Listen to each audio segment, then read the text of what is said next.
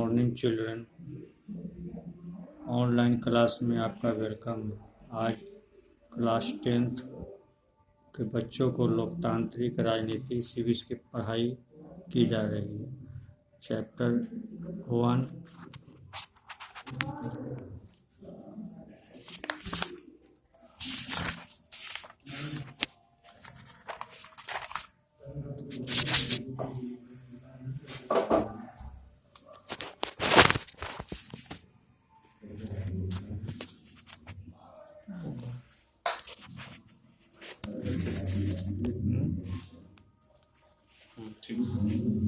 Chapter का नाम है लोकतंत्र में सत्ता की साझेदारी। पिछले वर्गों में आप लोगों को लोकतांत्रिक प्रक्रिया के बारे में पढ़ाई गई है। लोकतंत्र क्या है? लोकतंत्र को अंग्रेजी में डेमोक्रेसी कहा जाता है। डेमोक्रेसी दो शब्दों के मेल से बना है, डेमोस प्लस क्रेटिया। ये ग्रीक शब्द है। डेमोस का मतलब होता है प्रजा और ग्रीक का मतलब क्रेटिया का मतलब होता है तंत्र, यानी प्रजातंत्र। प्रजातंत्र को दूसरे शब्दों में लोकतंत्र, जनतंत्र और गणतंत्र के भी नाम से जाना जाता है। प्रजातंत्र की परिभाषा अमेरिका के 16वें राष्ट्रपति अब्राहम लिंकन ने बड़े ही अच्छे शब्दों में बयां किया है। प्रजातंत्र जनता के लिए, जनता के द्वारा और जनता का शासन। पिछले परिचय में लोकतांत्रिक स्वरूप के बारे में जानकारी आप लोगों को मिल गई होगी।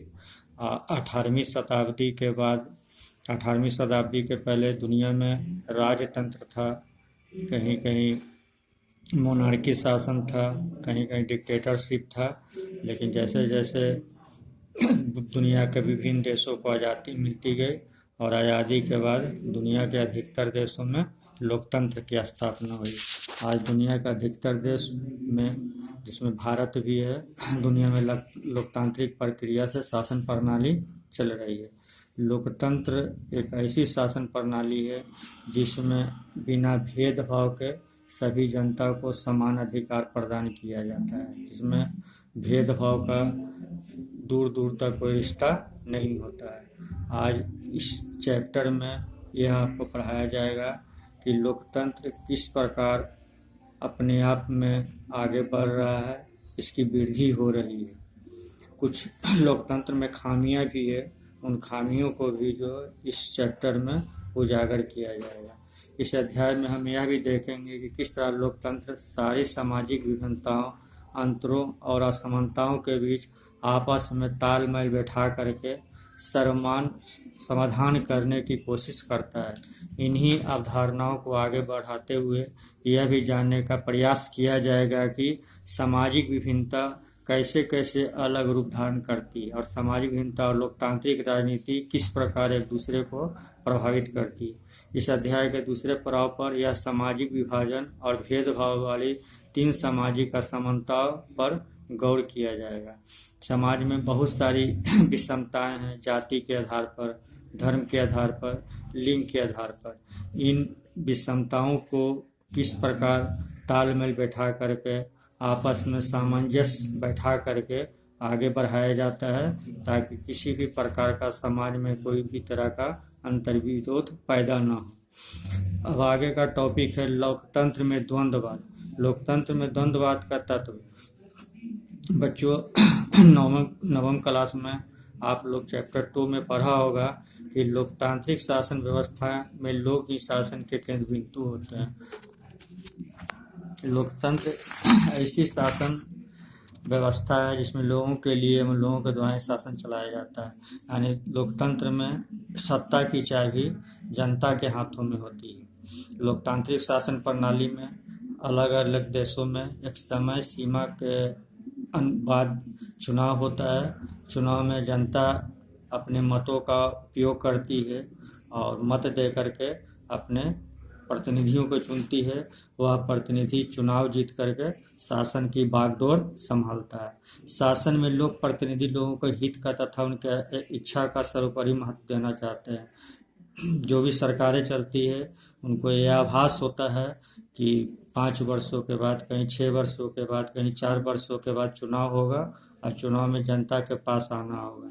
इसलिए सरकारें अच्छे काम करती है ताकि जनता आने वाले चुनाव में फिर उसे मत देकर सत्ता की चाबी उन्हें दे।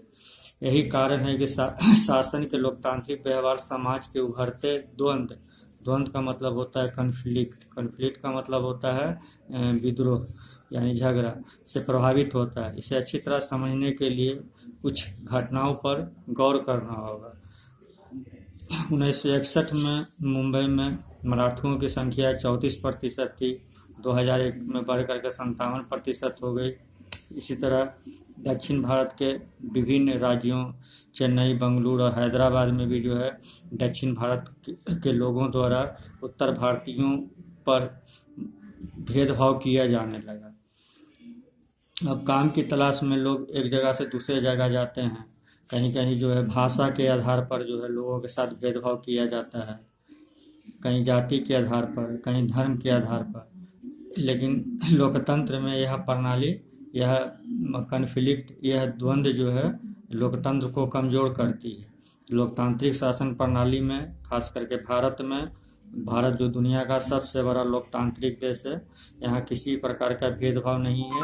कोई भी व्यक्ति भारत के किसी भी कोने में जाकर अपना रोजी रोटी कमा सकता है, अपनी भाषाओं का प्रयोग कर सकता है, अपने धर्म को मान सकता है।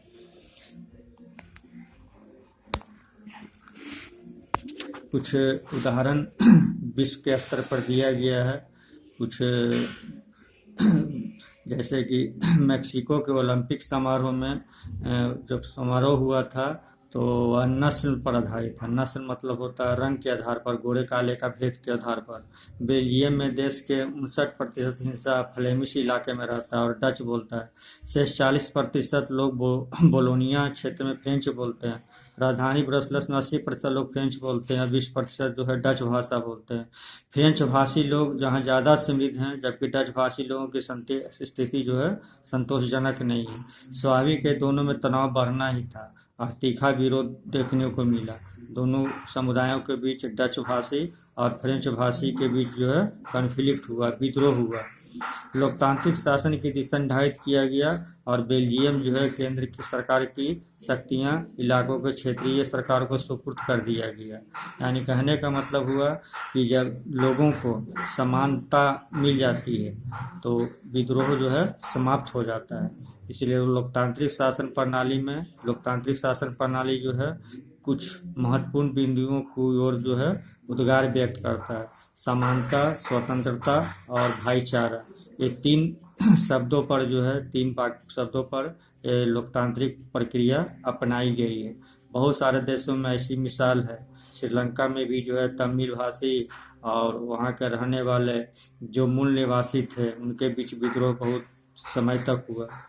परंतु ठीक इसके विपरीत भारत में सामाजिक विभाजन बहुत ही जटिल है। भारत एक प्राचीन देश है और प्राचीन काल से ही वर्ण व्यवस्था यहाँ चलती आ रही है। भारतीयों की संस्कृति एवं दक्षिण भारतीय की संस्कृति में बड़ा अंतर है। अपना भाषा में भी अंतर है। दक्षिण भारत की भाषा और उत्तर भारत की भाषा। समाज में अगड़े पीछे हैं, अमीर गरीब हैं, धर्म के आधार पर भेदभाव है, दलित महादलित के आधार पर भेदभाव है।